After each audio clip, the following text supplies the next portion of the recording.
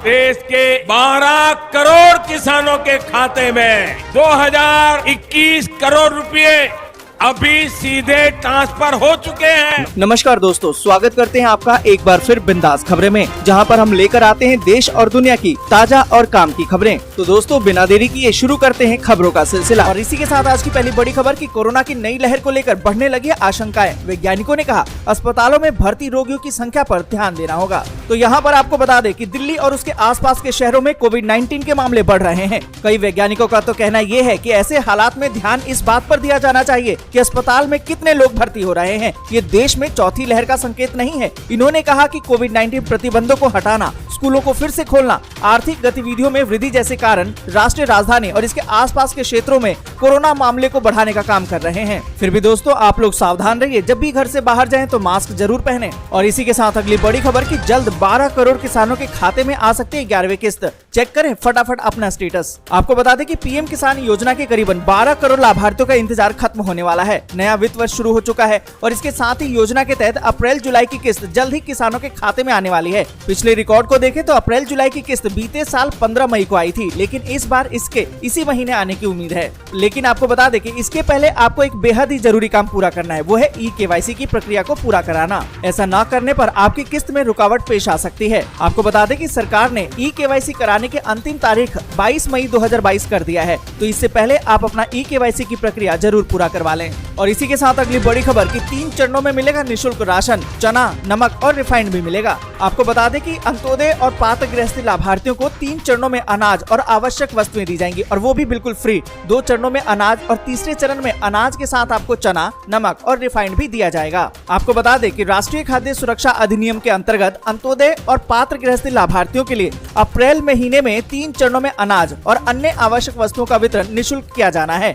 इसमें आपको 2 चरणों में अनाज और तीसरे चरण में अनाज के साथ साथ चना, नमक और रिफाइंड भी दिया जाएगा। और इसी के साथ अगली बड़ी खबर की पीएम नरेंद्र मोदी बोले बनास डेयरी ने बनाया किसानों को सशक्त, लोकल को ग्लोबल बनाने की दिशा में अच्छा कदम। आपको बता दें कि पीएम नरेंद्र मोदी गुजरात दौरे पर हैं।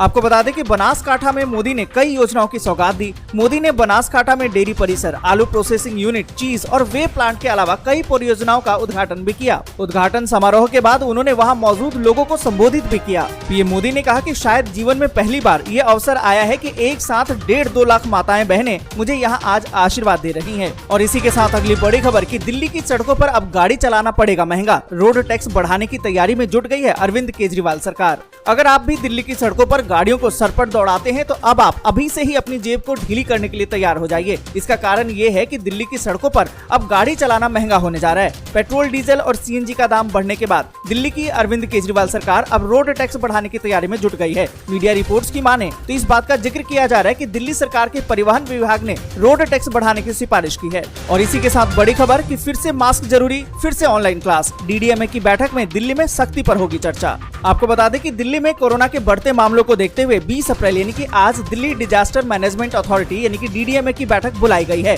बैठक में कोरोना को लेकर आने वाले दिनों में रणनीति को तैयार किया जाएगा। सूत्रों के मुताबिक दोपहर को होने वाली इस बैठक में बड़े प्रतिबंध पर मोहर लगने की उम्मीद ना के बराबर है। आपको बता दें कि सोमवार को ही दिल्ली में 8% पॉजिटिविटी रेट दर्ज की गई है। आमतौर पर 5% से ऊपर पॉजिटिविटी रेट रहने पर कई तरीके से प्रतिबंध लगा दिए जाते हैं, लेकिन मौजूदा हालात में मृत्यु दर और हॉस्पिटलाइजेशन की संख्या काफी कम है। तो क्या इस पे बड़े पैमाने पर कोरोना के प्रतिबंध लगाए जाने चाहिए? सवाल तो अब ये है कि बैठक में क्या फैसला होता है। पर यहाँ पर आपको बता दें कि कोरोना के लगातार बढ़ते मामलों को देखते हुए और पॉजिटिविटी रेट जिस तरीके से बढ़ रहा है, मास्क पहनना अनिवार्य किया जा सकता है। साथ ही बता दें कि विचार तो ये भी बन सकता है कि अगर कोई स्कूल ऑनलाइन क्लास रखवाना चाहते हैं तो उनको इसमें छूट दी जा सकती है। और इसी के साथ अगली बड़ी खबर कि नोएडा में भी बढ़ने लगे हैं अब कोरोना के मामले। 24 घंटे में 33 बच्चों समेत 107 लोग संक्रमित। आपको बता दें कि उत्तर प्रदेश के गौतम बुद्ध नगर में कोविड के उपचाराधीन मरीजों की संख्या बढ़ती जा रही है। मंगलवार को ये आंकड़ा 411 तक पहुंच गया, जबकि पिछले 11 दिनों में 18 साल से कम उम्र के संक्रमितों की संख्या 134 हो गई है।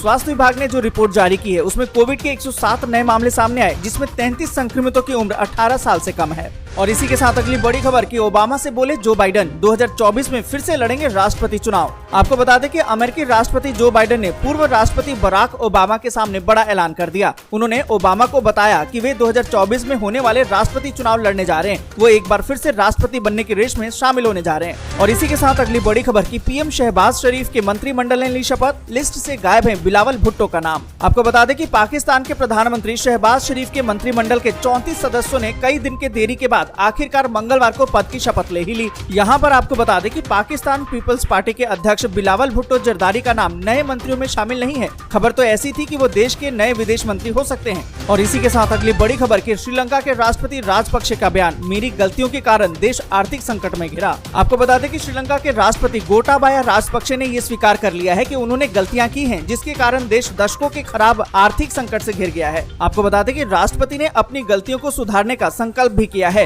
राजपक्षे ने सोमवार को ही 17 मंत्रियों की नई कैबिनेट का गठन भी किया, जिसमें उनके भाई प्रधानमंत्री महिंद्रा राजपक्षे उनके परिवार की तरफ से एकमात्र सदस्य हैं। उन्होंने कहा कि जो भी गलतियां हुई हैं उसे सुधारे जाने की आवश्यकता है, हमें उसे सुधारना ही होगा और आगे बढ़ना होगा। और इन सभी के बीच अगली बड़ी खबर की यूक्रेन में आसमान और जमीन से बर्बादी की बारिश। 24 घंटे में रूसी सेना ने 423 ठिकानों को बनाया निशाना। आपको बता दें कि रूसी सेनाओं ने रविवार और सोमवार को दरमियानी रात पूरे यूक्रेन में कहर बरपा दिया। राजधानी कीव समेत प्रमुख शहरों और अन्य स्थानों के 400 से ज्यादा लक्ष्य को उन्होंने एक एक करके हमला किया। इन हमलों से परेशान यूक्रेन के राष्ट्रपति वोलोदिमीर जेलेंस्की ने दुनिया से रूस को रोकने की गुहार लगाई है। कहा है कि रूसी सेना यूक्रेन में सब कुछ बर्बाद करने पर आमादा है। उनकी सेना पूर्वी यूक्रेन को बचाने के लिए हर संभव प्रयास कर रही है। और इसी के साथ अगली बड़ी खबर की रूस ने दी यूक्रेनी सेना को धमकी, जिंदा रहना चाहते हो तो डाल दे हथियार। आपको बता दें कि रूस ने यूक्रेन की सेना से हथियार डालकर सरेंडर करने को कहा है। इस क्रम में यूक्रेनी सेना को धमकी भी दी गई है कि वे हथियार डाल देंगे तो उनकी जान बच जाएगी। आपको बता दें कि रूस ने यूक्रेनी सेना और विदेशी लड़ाकों को दोपहर तक का सरेंडर करने का समय दिया है। उनको धमकी दी गई है कि जिंदा रहना चाहते हो तो सरेंडर कर दें। और इसी के साथ अगली बड़ी खबर की रूस कर सकता है रासायनिक हथियारों से हमला, यूक्रेन की मदद के लिए आगे आया जापान। आपको बता दें कि रूसी सेना द्वारा रासायनिक हथियार के इस्तेमाल की बढ़ती चिंताओं के बीच जापान यूक्रेन को गैस मास्क, हेलमेट शूज और ड्रोन भेजेगा। जापान के रक्षा मंत्री ने मंगलवार को बताया कि जापान यूक्रेन सरकार के अनुरोध पर रसायन रोधी आयुध उपकरण भेज रही है। और इसी के साथ अगली बड़ी खबर कि रूस के विदेश मंत्री बोले, नए चरण में प्रवेश कर रहा है यूक्रेन में हमारा सैन्य अभियान। आपको बता दें कि रूस यूक्रेन के बीच में जंग अभी भी जारी है। 55 दिन का युद्ध बीत चुका है, आज 56वां दिन है। कई देशों की मध्यस्थता के बावजूद भी दोनों देश किसी भी स्थायी निष्कर्ष पर अभी नहीं पहुंच पा रहे हैं। रूसी सेना आए दिन जहां और भी अधिक हमलावर होती जा रही है, वहीं यूक्रेनी सेना भी डटकर मुकाबला कर रही है। इस बीच आपको बता दें कि रूस के विदेश मंत्री सर्गेई लावरोव ने कहा है कि यूक्रेन में रूस का सैन्य अभियान एक नए चरण में प्रवेश कर रहा है। उन्होंने कहा कि ऑपरेशन अभी भी जारी है, इस ऑपरेशन का एक चरण अब शुरू हो रहा है। उन्होंने जोर देकर कहा है कि हमारे इस अभियान का उद्देश्य दोनेस्क और लुहांस्क गणराज्यों की पूर्ण स्वतंत्रता है। और इसी के साथ अगली बड़ी खबर की मौसम विभाग का अलर्ट, कहीं गर्मी तो कहीं तेज आंधी के साथ होगी बारिश। आपको बता दें कि उत्तर भारत में प्रचंड गर्मी पड़ रही है, जिससे लोग परेशान हैं। मौसम विभाग ने बताया कि देश के कई राज्यों में लू और गर्मी जारी रहने की संभावना है। कड़ी धूप के साथ गर्म हवाओं के चलने से गर्मी का प्रकोप लगातार बढ़ता जा रहा है। अगले 24 घंटों की बात करें तो दिल्ली एनसीआर, पंजाब, हरियाणा, राजस्थान, गुजरात, पश्चिमी उत्तर प्रदेश के अलग अलग हिस्सों में लू चलने का पूर्वानुमान जताया गया है। इन इलाकों में अगले 3 से 4 दिनों तक मौसम साफ रहेगा और तेज धूप निकलेगी। इस दौरान तापमान में बढ़ोतरी के आसार हैं, जिसकी वजह से लू चलने की स्थिति बनी रह सकती है। इस बीच मौसम विज्ञान विभाग ने बताया कि अगले 5 दिनों के दौरान जम्मू कश्मीर, लद्दाख, गिलगित बाल्टिस्तान, मुजफ्फराबाद, उत्तराखंड और हिमाचल प्रदेश के कई इलाकों में तेज आंधी और गरज के साथ बारिश की संभावना है। इसके साथ ही मौसम विभाग ने ये भी बताया है कि पंजाब, हरियाणा, चंडीगढ़, दिल्ली, उत्तरी राजस्थान और पश्चिमी उत्तर प्रदेश में अलग अलग जगहों पर धूल भरी तेज हवाएं चलने। आज के लिए बस यहीं तक। वीडियो आपको अच्छी लगी हो तो लाइक और शेयर जरूर कर दें। अगर अभी तक आपने चैनल को सब्सक्राइब नहीं किया है तो सब्सक्राइब जरूर से कर लें।